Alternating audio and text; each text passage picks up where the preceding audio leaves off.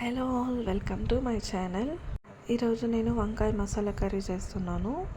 దీనికోసం పెనం పెట్టి ఆయిల్ వేసుకొని 4 ఎండుమిరపకాయలు అనేది వేయించుకోవాలి.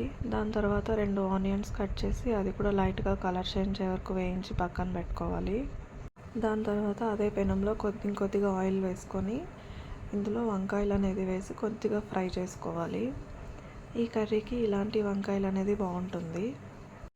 వంకాయల్ని ఇలాగ సిమ్లో పెట్టి మగ్గనిచ్చుకోవాలి. సో ఇందాక మనం ఫ్రై చేసుకున్న ఎండుమిరపకాయలు, ఆనియన్స్, ఇందులోనే కొద్దిగా తెల్లగడ్డ, ఇందులోనే కొద్దిగా పసుపు, ఒక 1/2 టీ స్పూన్ కారం, కొద్దిగా ఉప్పు అండ్ ధనియాల పొడి, ఇవన్నీ వేసి మెత్తగా పేస్ట్ లాగా చేసుకోవాలి. ఈ కర్రీ చాలా సింపుల్, చాలా త్వరగా అయిపోతుంది. టేస్ట్ కూడా చాలా బాగుంటుంది. సో ఇలాగ పేస్ట్ చేసుకున్న తర్వాత వంకాయలు చూసారు కదా మగ్గుతుంది. సో ఇంకొద్దిగా మగ్గాలి ఇది. సో ఇలా మగ్గుతున్న టైంలో కొద్దిగా పసుపు అనేది యాడ్ చేసుకొని మళ్ళీ ఒకసారి మిక్స్ చేసుకోవాలి. సో ఆల్మోస్ట్ ఇవి మగ్గిపోయాయి. సో మనం ఇందాక వేసుకున్న మసాలా అనేది ఇందులో యాడ్ చేసుకోవాలి.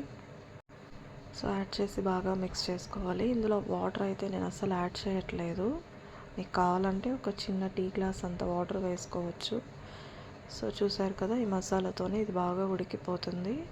సో లాస్ట్లో కొద్దిగా కరివేపాకు వేసుకోవాలి.